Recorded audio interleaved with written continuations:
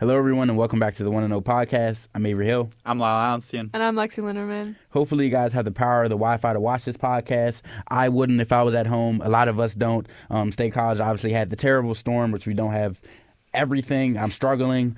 But there's a lot of things going on in the past week. You have the transfer portal. You have the draft. You have the blue-white game. I want to start with the transfer portal. Penn State brought in Trebor Pena from Syracuse. What are you guys expecting from him, and does he up the ante for Penn State? Yeah, I think he's going to play the slot, and so I think it's just going to be interesting to see how much time he gets in comparison with Liam Clifford. And then you also have Caden Saunders, and you also have Tyser Denmark. I think the big thing is I think Franklin just wanted to bring up the competition in that room, and he basically talked about that post-blue-white because he was basically asked about him and didn't directly talk about him. But I think the main thing that Franklin and staff wants to see is just heightened competition in that room. I think there's a lot of guys that feel like they have something to prove, especially after last season. And the wide receivers obviously having 2 straight down years. But I also think Pena will probably start over all those guys. I think he had 941 yards at Syracuse last year. He's a proven wide receiver. And I also think now you have a fully revamped wide receiver room. I mean, that's 3 transfer wide receivers that they brought in. And no small, not just random pickups. These are guys that they expect to start. They think are going to really bolster this offense, bolster our wide receiver room. So I think he's really going to bring up the competition in that wide receiver room. I'd be interested to see, how much playing time Liam Clifford and Caden Saunders and guys like that get. But I think this is a good pickup for Penn State and just for the competition aspect. Yeah, I think it's interesting because he visited the Friday before Blue-White, and he reportedly had visits to Miami. He had a visit to Miami and then UCLA and USC, which he canceled from what I understand from the reports.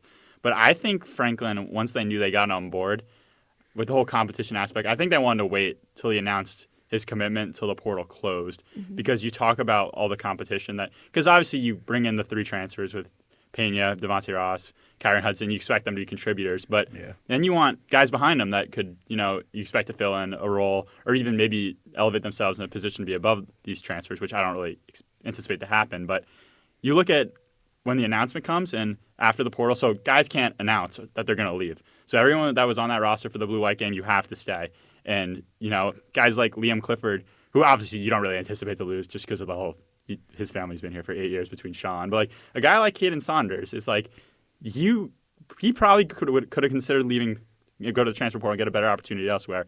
He talked in February how he's ready to prove himself coming off that injury. This is a former top 100 recruit, but you see his playing time kind of, go down the drain with Pena coming in, especially they're both slot guys. But, you're not just bringing in Pena and not play him. He's a 6-year guy. You got the 3 guys they brought in. They're all veterans. You need something in a room that's been inexperienced and hasn't really been able to prove anything these past 2 years when it's mattered the most. But I don't know. I think Pena, there's a lot of hype around this pickup just because he was the best wide receiver available in the portal. But, I don't think he can be a true number 1. I lean Devontae Ross as being more of that, but I don't really think it matters because you've got the 104 targets vacated with Tyler Warren. You've got Andy Kolnicki actually able to scheme for wide receivers now, which Franklin talked about, I forgot when, if it was this past offseason or toward the end of last year, but they didn't really he said he wanted to scheme him open more. And you look at Pena, I would just put up a film review on him, but he's a gadget guy who could do a lot in Andy Kolnicki's offense. He goes in motion. We've seen what Kolnicki loves to do with motion, putting Vega, Ioane from offensive line. You saw the option runs with Tyler Warren and Bo Perula. He can do it. He could prove a lot, but I think you look at him coming from the slot, Tyser Denmark can play in the slot, Caden Saunders, Liam Clifford, you're taking away reps from other guys, so which I think is just going to be interesting to see how the depth chart plays out behind him. Yeah, I think the biggest thing for me, like you mentioned, is the thing that's interesting to me is Penn State prides itself on homegrown talent, on recruiting, and now you have a wide receiver room that is basically just 3 starters are recruits. I don't think this is the first time that's ever happened at Penn State, and I think it just kind of goes to show that they feel like this is natty or bust. Pat Kraft said in February, we need to go get another wide receiver. He was not satisfied with just Ross and Hudson. And I just think that speaks volumes how Lash Building feels about this team and also just how Penn State is moving forward with the portal. I mean, Franklin's talked all the time about how their philosophy is going to stay the same, guys they know, guys they recruited, stuff like that. But I think this goes to show if they see a hole on the roster. Like, they have the money to fix it, and they also want to fix it. And I just think that that's interesting moving forward because they've been so, like, not, like, hesitant to use the portal, but, like, this is just something, like, we've never seen from Penn State. Yeah, I mean, I think it's a lot of investment when you talk about having three different recruits at the receiver position. Obviously, those who have played a lot of college football. But the thing that stands out for me for Pena is seeing how he now fits into this offense. Because, again, you talk about it like the 941 yards, 84 catches, 11 yards per carry, quality slot receiver. But you can take it with a grain of salt to a point just considering the fact that he was in Fran Brown's offense with Kyle McCord that threw for 4,700 yards. Like, that's a lot of yards. Like, of course he's going to get there. Like, honestly, I'm more shocked that he doesn't get that 1,000 mark with that. And it's not a knock on him. I mean, obviously it's just a knock on just how Fran Brown is getting, McCord to spread the ball out and things like that. So I think it'll be very interesting to see, like, just how he fits into the offense. I mean, as you said, like, through Lyle's film review, you can see a lot of it, like, just, him going in motion and everything. I'm not going to spoil everything because y'all can go straight to psucollegian.com. Yep, he got it. There it is. Bang, bang. But just his ability to do that, I think, does open up opportunities in Kotelnicki's offense because when you think about guys like him and Devontae Ross and just like Liam Clifford, like those will be guys that you're probably going to have to scheme open in ways that's like motion, jet sweep, all of these different schematics. So I think it's interesting to see how he will, officially fit into the offense. But again, I think it is upping the ante into Penn State. But I think something that was interesting as well was considering when he did leave Syracuse, a lot of what Fran Brown was saying, he was like, I'm not paying nobody $2 million for, a receiver. Like Jeremiah Smith, he can get it. Nobody else. Obviously, we don't know what Pena got, but I would imagine you had to pay him something. I mean, again, it's not that just because he wanted $2 million does not mean he gets that in the portal. I mean, you see that with Nico Iamaleava. Yeah, there we go. Bang. Yep. So, yeah, you see it with that, but, I mean, obviously, he probably got something. I would assume over $1 million, maybe, just based on his market. But there's no guarantee. It's a spring portal. Do you guys think he'll be worth that, or do you think that Penn State might have overpaid if they gave him more than $1 million? I think worth is. I know this is just like a monetary value kind of way to look at it, but it's hard to judge at this point. I would tell you, going out and getting him. Yes, it's worth it. Same thing. You could say the same thing to Kyron Hudson and Devontae Ross. Because I know they haven't brought in this caliber of wide receiver talent from the portal before, anticipating them all to start right away. Because it's not like you haven't seen Penn State look to address these needs in the past. Dante Cephas, Malik McLean, Julian Fleming last year. You point to Mitchell Tinsley. Like, they've tried to find answers. They don't always pan out.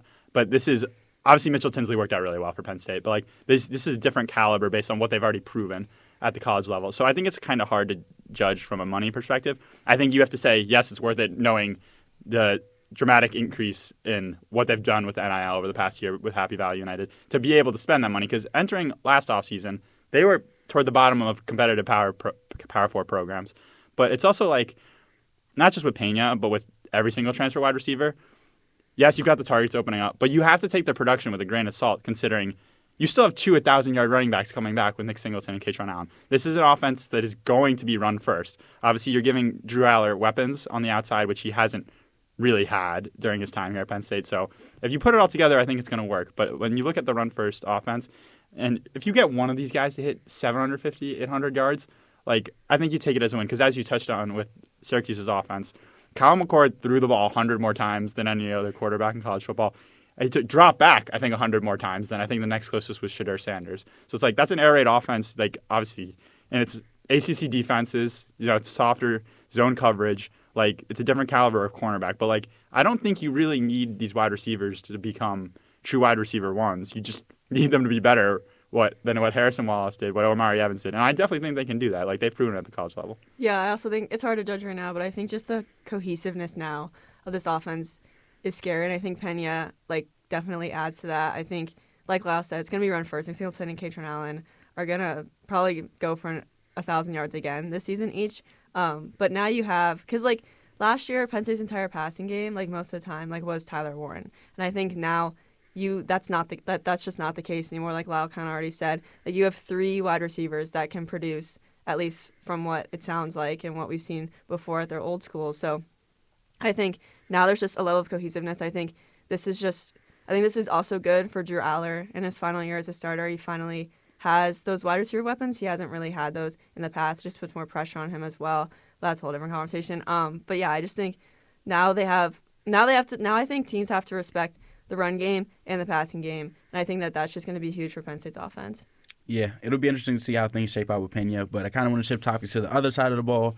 Stay on the portal. Obviously, after the blue-white game, James Franklin made it clear. He's like, I think we're in good shape, but there's concerns at linebacker. Like, they need a linebacker. That's what he's saying. He's saying they're going to go out and go in the portal and get it. Obviously, they have some visits lined up or some that, I don't know if they've already happened yet, but yeah. So, I mean, my question to you guys is, like, is there a guy that's the answer to the room? Like, what is the answer to the linebacker room? So there's two guys that one I've already took a visit yesterday. Mohamed Toure, Rutgers transfer linebacker, or older brother of Penn State safety Vabu Toure, who's going into his sixth or seventh year of college football.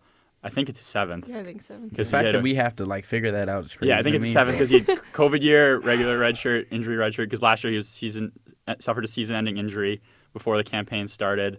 But he was a Buckus watch list selection. This is a former All Big Ten linebacker, and he was here. I think that's a fit. He's a veteran presence. He's proven he's been able to get it done at the Big Ten level, and that's another one to watch. I think he's also he's going to have a visit with Miami coming up. But I think if Penn State feels health-wise like he's cleared, obviously, because when you bring these guys in for visits, you're not automatically going to offer them, right? So I think if they feel health-wise, he's that's someone that could be a fit, passes whatever tests they've got for that. I by all means, I'd bring him in. He immediately shoots up the depth chart. The other guy that reportedly had a visit coming up this weekend is Amari Campbell from North Carolina, who is a Virginia native. Tony Rojas, another Virginia native, who went to X, peer recruit him. Zane Durant did the same thing when on Instagram with Campbell. And those are two guys that I think are immediate plug-and-plays in this linebacker room to strengthen behind, or even in front of, honestly, Dom DeLuca, and then obviously alongside Tony Rojas, who we haven't seen during spring ball. He had an injury, but when we talked to him at the Thon Ability Explorers program, he said he was good to go for the season, so we'll see come fall when we return to campus if he's out there practicing. But I think these are two guys that are immediately plug-and-plays. And the other thing with both of them is that I think you could put them at edge. And we talk about that defensive end room. Obviously not as weak as the linebacker room by any means. You've got Denai coming back, Zariah Fisher, Max Granville, Jalen Harvey, Yvonne Kamaju, the freshman we saw do some good things in the blue-white game. But they've got the frames that you could do that. And it's not like defensive end is that much of a concern, but that you add a versatility with both of these guys. And I don't know, linebacker room behind those two, obviously Dom DeLuca, Tony Rojas. Anthony Specca is the only guy who I really feel comfortable if I'm Penn State putting on the field right now. And he hasn't played that much football. I think it was 60 snaps last year. Keon Wiley hasn't played football in 2 years. Obviously, he came along that 2023 season at the end. But we saw he got his first game action in the blue-white game. So definitely a thin room. And I think it speaks volumes to James Franklin going out and saying that because he's not the kind of coach that would ever kind of do that. Yeah, I think they need to get one of those guys. I think, like Lyle said, the depth is so thin. You're looking at in the blue-white game, only 3 healthy linebackers were available that have seen the field for Penn State before. The rest were either freshmen or, they were just freshmen or, okay. But I think the depth is just so thin. One injury and, that room is done for. And, I know they're only playing with 2 linebackers, but still, you need, that's still 2 guys out of 11. And that's, they're important. You drop them in coverage. You rush them, they rush the passer. You need guys there. And, Tony Rojas and Dom DeLuca, they should not play the mic. So it's, if you're truly comfortable with Anthony Specca playing the mic, then, okay, that's one thing. But, what if he gets hurt? And that's basically what Franklin was saying after the blue-white game was, there was concerns, if someone gets hurt, that room is just done for. So I think they need to get one of those guys. I think they're both viable options. Like Lyle said, both plug and play. They would definitely show the depth chart. But I just think, I wrote my story about this after the blue-white game. I just think the portal, they need to get a linebacker in the portal. Yeah, I mean, I think, as you said, that's really, honestly, the most important thing, especially now with Trebor Pena, obviously already committed and everything, already signed, actually. So, yeah, I think it's very important. I mean, you look at, obviously, Amari Campbell and Toure, those are guys that, as you said, will be plug-and-play guys. And yeah, I think it was very interesting to see like James Franklin so outward about like we need a linebacker. But I guess what I've also learned from him is like he's not going to just say things for no reason. Like he has a reason. Like you talk about the tight ends with saying like this tight end you or whatever he kind of said. Then you get Olish to commit. Like he's saying this for a reason. He's making this pitch. He's doing it through the media. I mean, I don't have a problem with it personally. I think that's the best way to do it because you're going to have all eyes on it. It might even attract guys that you don't really expect. So I think it'll be very interesting to see if Penn State's able to get one of these two guys or they're able to get to anybody else. But yeah, I mean. Yeah, but it's also like my perspective on like obviously that recruiting pitch. He's like he made himself known. He's like, I'm here. Let me know. Like this is linebacker you. Why wouldn't you come play here? But I think it just speaks to he was asked about defensive tackle on Wednesday, how he felt that room was. It's not like he was out there making the pitch like, yeah, we need a defensive tackle, right? That's a position we've all talked about how it's thin. Could use some guys, some depth. We talked about, hey, go look to the portal. And yes, there's also I know I talked about this when we were referring to the wide receivers. When he was asked about it, it was before the portal window closed. He didn't want any guys to leave. But it's like you've got so many redshirt freshmen. You've got freshmen, Randy Adarica, a bunch of redshirt seniors, juniors that haven't really seen the field.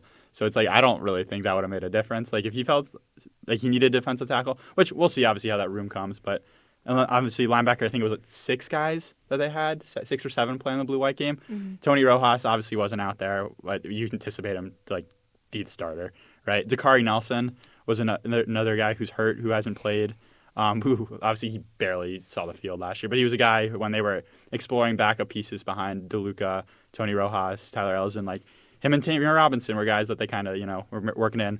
I think it also Franklin didn't directly name drop Tamier Robinson when he was making his recruiting pitch, but he didn't expect him to leave. So like that says another thing. That was also. him. I didn't know. That's true. It was not Beckham D. It was not Beckham D. Oh, it was Beckham D. I don't know. Really? Actually, we don't know for sure. We don't know. I mean, those Bryant offers and everything, like he's racking up offers right now. I think he's a highly touted guy. That's a lot of Patriot League teams actually going after him right now. Yeah, but I kind of want to shift to obviously you had the draft throughout the weekend. Obviously, Abdul Carter to the Giants, Tyler Warren to the Colts. Penn State had 5 guys selected in the draft, a couple guys that went undrafted. Was there any surprises for you guys? I was kind of surprised at how far Jalen Reed fell. I kind of saw him as like a 4th, 5th round kind of guy. And I think he fell to the 6th to the Texans. Sorry, it's 6th to the Texans. And I just kind of think I feel like that's kind of a steal for them. I think this is a guy that we've said before put up numbers similar to Malachi Starks and Caleb Downs, who obviously wasn't in the draft this year. But Malachi Starks went super high, and so I think that could be a steal for the Texans. I also think Kevin Winston Jr. falling all the way to the 3rd was a little bit of a surprise, just because he's like an athletic freak. Didn't miss a tackle his 1 year, his sophomore year that he played, and then obviously coming off the ACL. I just think that he was a guy, like we've said so many times, being mocked late 1st round before he partially tore that ACL. So I think that was also a good get for the Titans. And I also just think Tyler Warren fell into a really great situation for him. He gets to learn behind Mo Alley-Cox, who's a super seasoned vet, and I just think he can really be a focal point of that offense. And I think they can use him in a lot of different ways. And I think he's just going to be a reliable target for Anthony Richardson, which I think is what Richardson needs at this point in his You don't career. think Daniel Jones is taking the starting job? Okay. Don't count him out. Do not count. Yeah, I think my biggest surprise was how many prank calls that were during the NFL draft that Tyler Warren and Abdul Carter that was ridiculous. fell victim to. Come on. But yeah, I agree with the Tyler Warren and KJ Winston. I think with Tyler Warren, Colts was a place he was mocked to, 100%. That's a great fit. But I'm looking at the Chicago Bears, and I'm like, why are you taking Colston Loveland over Tyler Warren? And if Colston Loveland is a better tight end than Tyler Warren in the NFL, I wouldn't be surprised. Colston Loveland was the best tight end entering this college football season. Mm-hmm. But you look at what Tyler Warren did with all the awards, all the numbers. I don't get how you pass on him. And the Bears were a team that Warren was linked to as a potential spot. But I think the coaching staff and the Bears were talking about how Loveland is a better fit for their scheme. Sure, I don't doubt that, but Warren can do anything in any scheme. So there's that. But I think KJ, I think he went way too late. I don't really think there's much of a question about that one. I think it was late 3rd. like 80, I think 82. 82, yeah. Like that's a late first round, early second round caliber player. Obviously, the injury playing a factor in that. But you look at this pick maybe next year or 2 years from now, and you're looking at the Titans like they pulled a Howie Roseman. Like that could end up being the pick, the steal. KJ's a really good player. He's a veteran. He's not really going to be put in a situation where he's got to be that impact guy right away, but he very well could be. So he's 5 months, 6 months into recovering from a torn ACL, and you're running a 4.5. Like not a lot of safeties are doing that with all the training and preparation leading up to testing those numbers. Yeah, I mean, you talk about the Tyler Warren pick. We were all obviously shocked. I think honestly everybody was shocked. And I do get the Bears' point about, like, we think this guy is a better fit for our scheme. Obviously, they're trying to surround the best weapons around Caleb Williams as they can. And while I may disagree with that, I do think, at the end of the day, you're going to get the guys that fit your scheme. You're going to get the guys that fit in. Like, obviously, there's anomalies. Like, you have a guy like, in past years, like with Saquon, like, there was no reason why he shouldn't have been the number one pick to the Browns. Like, there's guys that are anomaly. It doesn't matter how they fit. It doesn't matter what you need. You got to get them. Like, obviously, Tyler Warren, you can make the case that he's that type of guy, but obviously he wasn't going number one or top 5 or things like that. He could care less, too. But my thing is, like, why would you – yeah, he could. But my thing is, like, why would you, like, use the 8th pick for that or whatever pick it was? Bears, 10th. Oh, 10th. Yeah. I feel like you can move back a couple picks, get some more picks, and still get Loveland because I really doubt that there was another team willing to pick in that order, like the next few picks, that was willing to pick Tyler Warren or willing to pick Colson Loveland before they picked Tyler Warren. I think, like, that's my draft strategy if I was an NFL GM, which I may be in about 10 years. So y'all just watch out. You never know what might happen. But I do think, that was the interesting part. And then, of course, you talk about KJ. It was kind of, like, weird because I'm watching the draft and I'm thinking, okay, this is where he gets picked because they need a safety. They need this guy. Like, I look at the safety board and I saw maybe 4 or 5 guys at the most that you can make an argument for being better than him, like Emmanuel from South Carolina, Xavier Watts. You can make the argument for who am I missing? It's the number one guy. I'm missing somebody. Starks? I don't think it's Starks. Is it? I mean, Starks is on there. It's somebody I'm missing. But there's a few guys that you may be able to say is better than Kevin Winston Jr. But the rest, I don't really think you can make an argument. Obviously, he had the injury, and obviously that's going to affect your draft stock, but I thought it was interesting to see him slide that far. I saw a lot of second-round grades for him, which is why I thought that there was a chance that he can go in the first round, but at the end of the day, he went in the third round, and I think Tennessee is a decent situation for him. Obviously, they're trying to build it back up, but I do think that they're not, like, in a terrible space. Like, you have some programs that you're like, this is, like, an awful franchise. I don't think Tennessee's an awful franchise. I mean, they bring in Cam Ward. I think Cam Ward's going to do good on the other side of the ball. I think, honestly, practice could be pretty competitive in that sense. Thinking about that, obviously, it would be more competitive with Derrick Henry, but obviously that didn't work out. Do you want to take any credit for Tyler Warren to the Colts? I mean, that was just kind of like, come on now. Like, I'm just saying, like, I know ball. I know that. But, like, because you think about it, first of all, my first thought with Tyler Warren on the Colts, Quentin Nelson. Like, they talk about Will Frye's great mention. Yeah. But if you talk about, like, because what was his biggest concern going into the draft? Blocking. Blocking. Which is that's what the Bears said too. Yeah, they thought Loveland was a better blocker. Which I just like what? Like that doesn't make sense. I don't think it's true. I think they're saying, like, specific technique. Like, he's still a quality blocker, and that's something that you will easily fix when you get to the league, especially if you can block.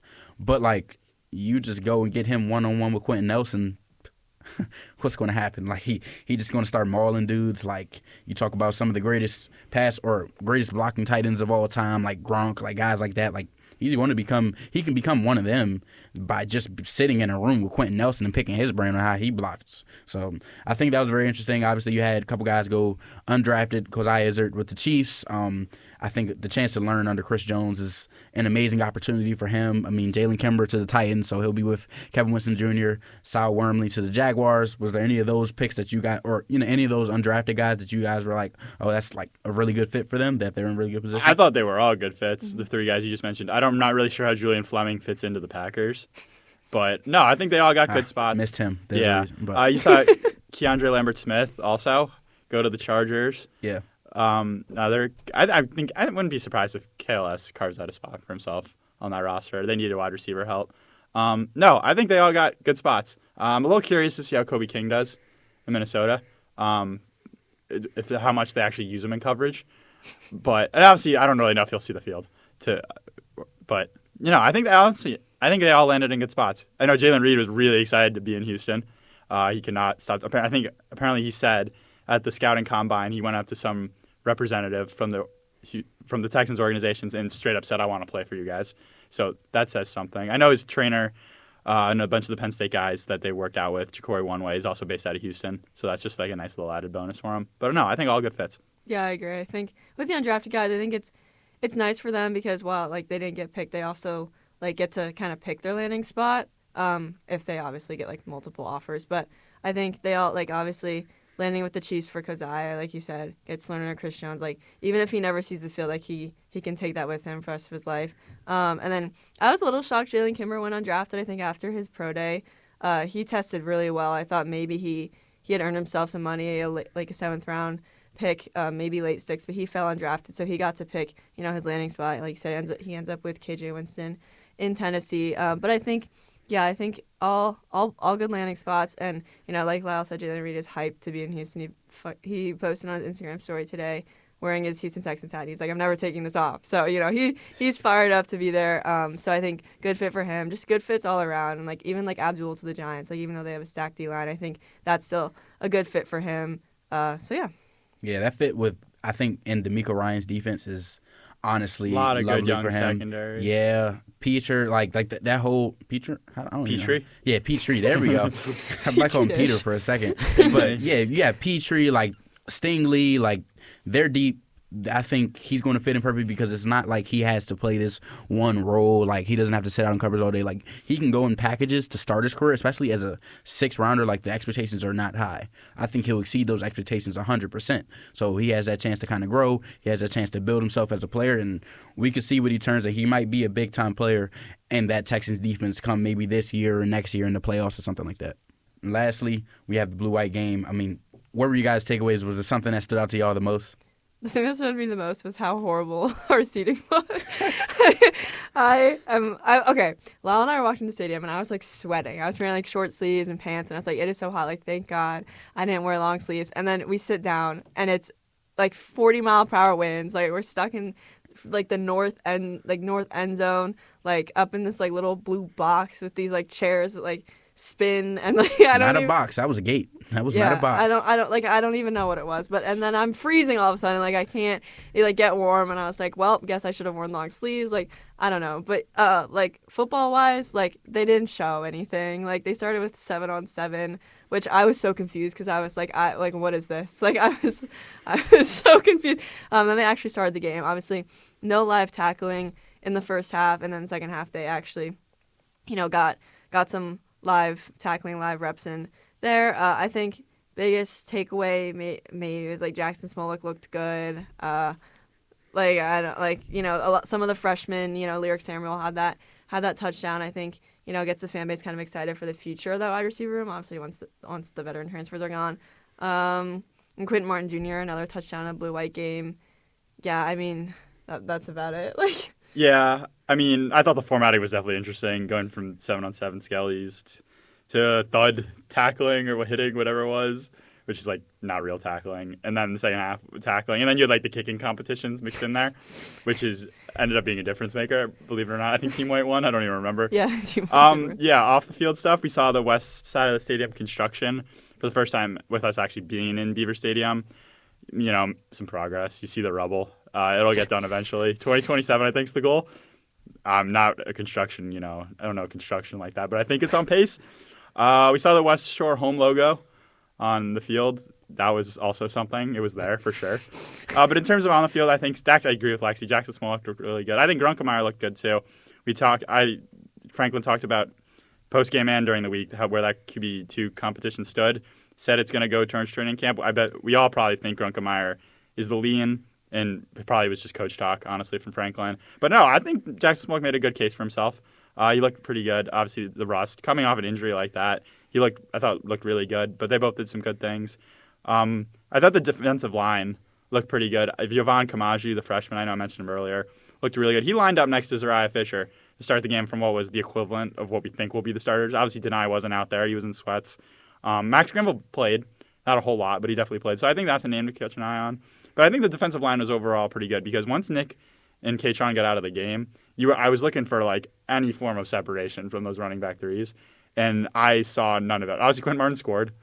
Cam Wallace didn't play. We saw him practice last week for I think his first return since going down with an injury in the Bowling Green game. But Corey Smith, Quinn Martin, Tyke Hayes, Tyler Holsworth, Emil Davis, they all got equal snaps. I don't think Tyler Holsworth and Emil Davis are really actually in the mix. But like Sure. I think all the production was the same from all of them, so who knows at that point. Maybe it speaks volumes to what the defensive line's doing. Obviously, there's also younger offensive line in too. So I think when I look at a younger offensive line versus a younger defensive line, I think defensive line probably would have the advantage because those offensive linemen had never played in Beater Stadium. Look at Owen Alcine out there, and it's just like it's probably a hard situation. But no, honestly, not a really lot of takeaways. I think Trebor Pena was the big storyline on Saturday. Yeah, I mean, I think he was a big story. I think one thing that was interesting to me that you mentioned was the construction. You might not know construction, but I know two guys that might need to learn construction. That might need to learn construction soon. But yeah, I think the biggest takeaway for me was literally just the seating arrangement. We were cold. Like most people just went into the media room and watched the game because there was no point of being out there. I did say that I got that front row seat to James Franklin's interaction with the fan. If you guys have seen that on X, I got that first. I was looking at my binoculars. I said, "Is he arguing with somebody or are they joking?" Did happen. I thought they were joking. I really did, but they weren't joking. I mean, the game, obviously, as you say, like there's some things you can take away, but I don't think there's much more that you can take away from that than you take away from the practice that we get. I got one more. Yeah, go ahead. Obviously, no press box, so no media meal. So we ventured out into the stadium, and we had chicken baskets for the first time and since we were back in the stands. And by the north end zone, the chicken baskets come with crab fries instead of regular fries. But they were $16. Yes. Like 16. Like But that was very crazy. But if you're going to make the price, like pay the price for a chicken basket, get the one with crab fries. Highly recommend. Or the soft pretzel. But that's probably like all you eat, though. Well, that's all we have for today. For more coverage, visit us at psucollegian.com and follow us on socials. We'll see you next time.